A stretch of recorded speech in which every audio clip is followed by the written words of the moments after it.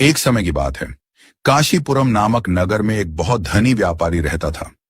उसकी पत्नी का कई वर्ष पहले देहांत हो चुका था। उसका एक ही पुत्र था, 19 वर्ष का, तेजस्वी और सज्जन युवक, जिसका नाम शिवरत्न था।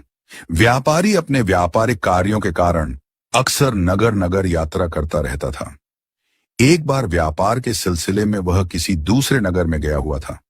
वहां उसकी नजर एक अत्यंत सुंदर स्त्री पर पड़ी।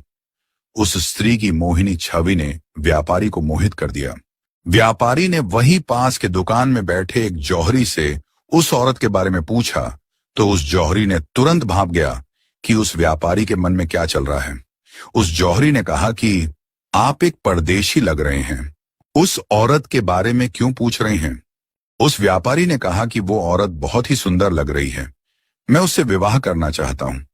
उस जौहरी ने कहा कि वो आपसे विवाह नहीं करेगी, उसके बारे में सोचना बंद कर दीजिए।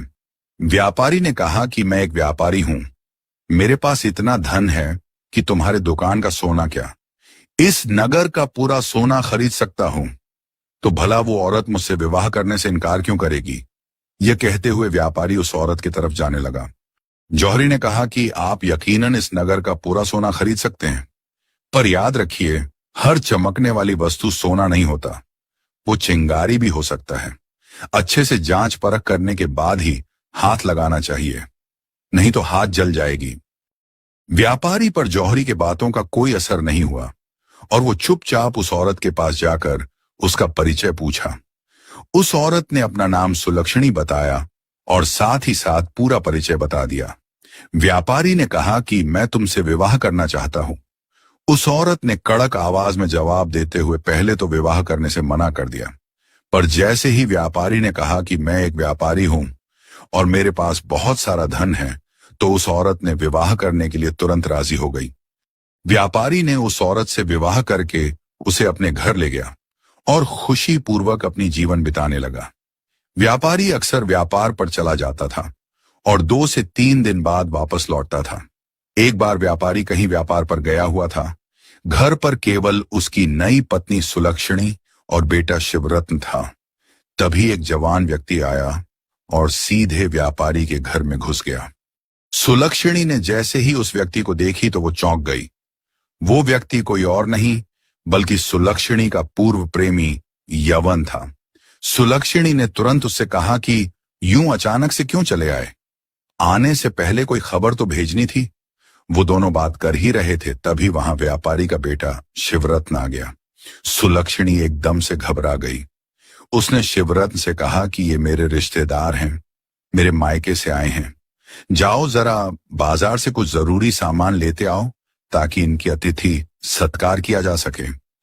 शिवरत्न तुरंत बाजार के लिए निकल पड़ा। बाजार वहां से दूर था, आने जाने में समय लग जाता था। शिवरत्न के बाजार जाते ही सुलक्षणी और वो व्यक्ति दोनों एक दूसरे से लिपट गए और प्रेम क्रीड़ा में लिप्त हो गए। प्रेम क्रीड़ा में इतने लीन हो गए कि उन्हें समय का ध्यान ही नहीं रहा। जैसे ही शिवरत्न बाजार से सामान लेकर लौटा तो उन दोनों को आपत्तिजनक हालत में देखकर सन्न रह गया। दोनों जल्दी से एक दूसरे से अलग हुए। शिवरत्न को सामने खड़ा देख दोनों काफी घबरा गए थे। शिवरत्न चुपचाप अपने कमरे में चला गया। सुलक्षणी ने यवन को तुरंत वहां से वापस उसके घर भेज दिया। दूसरे दिन जब व्यापारी व्यापार से वापस लौटा तो सुलक्षणी उसके सामने फूट फूट कर रोने लगी और व्यापारी से कही कि आपके गैर मौजूदगी में आपका बेटा शिवरत्न ने मेरे साथ जोर जबरदस्ती करनी चाहिए। वो तो सही वक्त पर मेरे मायके से मेरे चचेरे भाई यवन आ गया और मुझे बचा लिया, नहीं तो कल आपका बेटा सारी हदें पार कर दिया होता। यह सुनकर व्यापारी आग बबूला हो गया। उसने शिवरत्न को बुलाया और उसे डांटते हुए कहा कि सुलक्षणी, भले ही तुम्हारी सौतेली मां है, पर है तो तुम्हारी मां ही। अपने मां के साथ इतनी नीच हरकत करने का ख्याल तुम्हारे मन में आया कैसे? शिवरत्न बिल्कुल हक्का बक्का सा रह गया था। उसे जरा भी अंदाजा नहीं था कि सुलक्षणी खुद की करतूत छुपाने के लिए इस तरह उस पर आरोप लगा देगी। उसने व्यापारी से कहा कि यह सच नहीं है पिताजी, मैंने इनके साथ कोई जोर जबरदस्ती नहीं किया, बल्कि ये खुद उस अजनबी के साथ प्रेम क्रीड़ा में लिप्त थी। मैंने इनको उस अजनबी के साथ आपत्तिजनक हालत में देख लिया था, इसीलिए खुद को बचाने के लिए ये मुझ पर इतना घिनौना आरोप लगा रही हैं। ये सुनकर सुलक्षणी रोते हुए व्यापारी से कहा कि देख लीजिए अपने बेटे को, खुद को बचाने के लिए मुझ पर और मेरे चचेरे भाई के पवित्र रिश्ते पर लांछन लगा दिया। व्यापारी सुलक्षणी के सुंदरता का इतना कायल हो चुका था कि उसे सुलक्षणी के बातों में ही सच्चाई नजर आई। उसे लगा कि सुलक्षणी सच बोल रही है। उसने शिवदत्त को डांटकर चुप करा दिया और कहा कि दोबारा ऐसी हरकत किया तो मुझसे बुरा कोई नहीं होगा। यह कहकर वो सुलक्षणी की आंसू पोंछने लगा और उसे समझाने मनाने लगा। कुछ दिनों के बाद वो व्यापारी किसी व्यापार पे गया हुआ था और शिवदत्त भी किसी काम से घर से बाहर गया हुआ था। इसी बीच मौका देखकर सुलक्षणी ने यवन को बुलवा लिया और दोनों प्रेम के खेल में लिप्त हो गए। उधर किसी कारणवश शिवदत्त को समय से पहले ही घर लौटना पड़ा। जैसे ही वो घर आया तो उन दोनों को एक दूसरे में खोए हुए पाया। उसने कुछ नहीं बोला और चुपचाप वहीं छिपकर उन दोनों के अलग होने का इंतजार करने लगा। थोड़ी देर बाद जब उन दोनों का प्रेम लीला संपन्न हुआ तो सुलक्षणी ने अशर्फियों की एक पोटली यौवन के हाथों में देकर उसे वापस घर भेज दिया। उसके बाहर जाते ही शिवदत्त सुलक्षणी के सामने आ गया। अचानक से शिवदत्त को सामने देख सुलक्षणी घबरा गई। शिवदत्त ने कहा कि ये तुम ठीक नहीं कर रही हो। एक तो पिताजी के पीठ पीछे किसी गैर मर्द से प्रेम संबंध रख रही हो और ऊपर से पिताजी का कमाया हुआ धन भी उस पर लुटा रही हो। पिताजी को आने दो, सब कुछ बताऊंगा उन्हें। यह कहकर शिवदत्त घर से बाहर चला गया और अपने पिता के आने का इंतजार करने लगा। शाम के वक्त जब व्यापारी घर आया तो घर के बाहर ही शिवदत्त ने व्यापारी को रोक लिया और जो भी देखा था वो सब कुछ उसको बता दिया। व्यापारी को अपने सुने पर यकीन नहीं हुआ। वो गुस्से से तिलमिला उठा और सच्चाई जानने के लिए सुलक्षणी के पास जाने लगा। व्यापारी और शिवदत्त को एक साथ आते देख सुलक्षणी समझ गई थी कि शिवदत्त ने अपने पिता को सब कुछ बता दिया है। व्यापारी सुलक्षणी के पास पहुंचकर कुछ पूछता, उससे पहले ही सुलक्षणी बड़े ही चालाकी से शांत स्वर में बोल पड़ी। उसने कहा कि आज फिर से मेरा चचेरा भाई यवन आया था। वो बहुत तकलीफ में है, उसके पास धन की कमी हो गई है, इसलिए थोड़ी सी अशर्फियां उधार मांग कर ले गया है। उसकी आर्थिक हालत ठीक होते ही वो अशर्फियां वापस लौटा देगा। जब मेरा बुरे समय चल रहा था तब उसने भी धन देकर मेरी सहायता किया था। आज उसका बुरा समय चल रहा है, यही सोचकर मैंने भी उसकी सहायता की है। क्या मैंने उसकी सहायता करके गलत किया? यह सुनकर व्यापारी का गुस्सा ठंडा पड़ गया।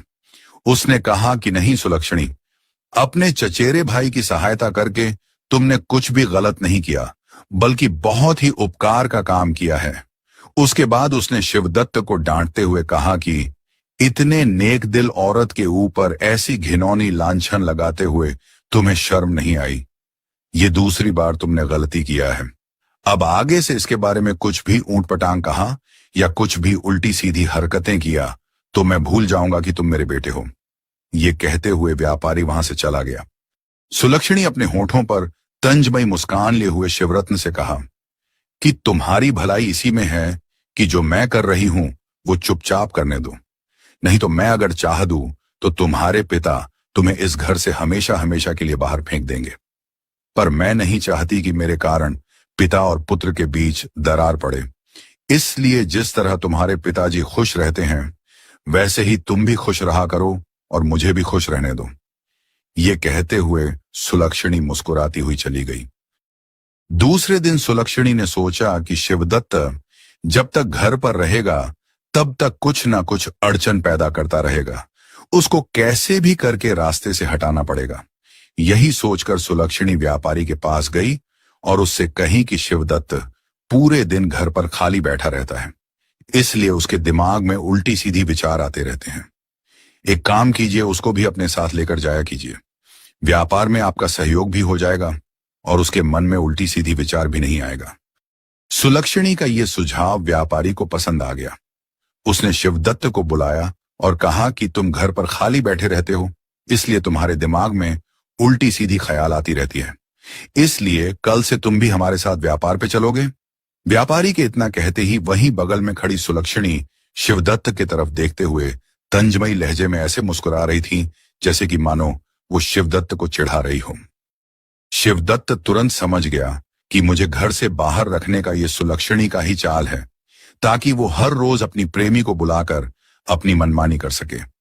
शिवदत्त के दिमाग में भी एक चाल सुझा।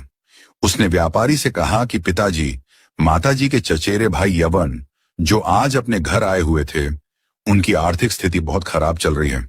माताजी ने तो उनको कुछ धन देकर थोड़ा उपकार कमा लिया है।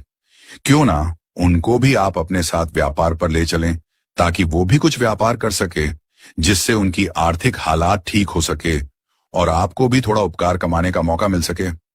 शिवदत्ता का यह सुझाव व्यापारी को पसंद आ गया। उसने कहा कि ये तुमने बहुत अच्छी बात कही, कल से यवन को भी हम व्यापार पर ले चलेंगे। यह सुनकर सुलक्षणी का चेहरे का रंग उतर गया। उसने सोची थी कि शिवदत्त को उसके पिता के साथ भेजकर वो निडर होकर यमन के साथ समय बिता सकेगी, पर शिवदत्त के इस सुझाव ने उसके मंसूबे पर पानी फेर दिया। वो शिवदत्त को गुस्से की नजर से घूरने लगी। शिवदत्त तंजमयी लहजे में मुस्कुराते हुए वहां से चला गया। दूसरे दिन व्यापारी ने यवन को बुलवाया और कहा कि सुलक्षणी कह रही थी कि तुम्हारी आर्थिक हालत ठीक नहीं है, इसलिए हमारे साथ व्यापार पर चलो। कुछ ही दिनों में तुम्हारी आर्थिक तंगी दूर हो जाएगी। यवन चाहकर भी मना नहीं कर पाया और उनके साथ व्यापार पर निकल गया। इधर सुलक्षणी का मन मसोस कर रह गया। व्यापार पर जाने के कारण यवन को सुलक्षणी से मिलना मुश्किल हो गया। उधर सुलक्षणी भी बेचैन होने लगी। एक दिन यवन ने बीमारी का बहाना बनाकर व्यापार पर जाने से मना कर दिया। शिवदत्त ने जब ये सुना तो वो तुरंत समझ गया कि उसे कोई बीमारी नहीं, बल्कि सुलक्षणी से मिलने के लिए वो बीमारी का बहाना बना रहा है। शिवदत्त ने सोचा कि आज बहुत ही सही मौका है इन दोनों को रंगे हाथ पकड़वाने का। यही सोचकर वो तुरंत एक वैद्य के पास गया और थकान पैदा करने वाली कुछ औषधि लेकर आया। शिवदत्त और उसके पिता व्यापार के लिए निकल गए। रास्ते में शिवदत्त ने थकान पैदा करने वाली दवा को पानी में मिलाकर रख लिया। जैसे ही व्यापारी ने पीने के लिए पानी मांगा तो शिवदत्त ने वही दवा मिली हुई पानी अपने पिता को दे दिया। व्यापारी ने वो पानी पी लिया। धीरे धीरे वो दवा असर करने लगी और व्यापारी को थकान महसूस होने लगी। कुछ देर के बाद व्यापारी ने शिवदत्त से कहा कि मुझे बहुत थकान महसूस हो रही है, लगता है मेरी भी तबीयत आज सही नहीं है। शिवदत्त समझ गया कि दवा असर करने लगी है। उसने कहा कि अगर तबीयत सही नहीं लग रही तो आज का व्यापार रहने देते हैं और वापस घर चलते हैं। यह कहते हुए दोनों वापस घर के लिए निकल पड़े। उधर यवन ने सोचा कि बाप बेटे तो व्यापार पे निकल गए, काफी देर बाद व्यापार से वापस लौटेंगे। यही सोचकर यवन सुलक्षणी के पास पहुंच गया। सुलक्षणी ने यवन को देखकर खिलखिला उठी और फिर दोनों अपने प्रेम क्रीड़ा में मस्त हो गए। दोनों ये सोच सोचकर बहुत खुश थे कि बीमारी के नाम पर बाप बेटे को कैसे मूर्ख बना दिया। तभी व्यापारी और शिवदत्त वहां पहुंच गए। जैसे ही व्यापारी घर के अंदर पहुंचा तो सुलक्षणी और यवन को आपत्तिजनक हालत में देखकर उसकी आंखें फटी की फटी रह गईं। सुलक्षणी और यवन अचानक से व्यापारी को देखकर दंग रह गए। तभी शिवदत्त अपने होठों पे तंजमयी मुस्कान लिए आगे आया और व्यापारी से कहा कि देख लीजिए पिताजी, यही है इन दोनों की सच्चाई। व्यापारी क्रोध की अग्नि में जल रहा था। उसने सुलक्षणी से कहा कि मैंने तुम्हारी हर जरूरत पूरा किया, तुम्हें अपने सर आंखों पर बिठाया और तुमने मेरे पीठ पीछे अपने प्रेमी के साथ मिलकर मेरे प्रेम और विश्वास को कुचलती रही, और जब मेरे बेटे ने तुम्हारी सच्चाई बताई तो उस पर भी घिनौनी आरोप लगाती रही। तुम सुलक्षणी नहीं कुलक्षणी हो। इससे पहले कि मैं अपना आपा खो बैठूं, निकल जाओ मेरे घर से और दोबारा कभी शकल मत दिखाना।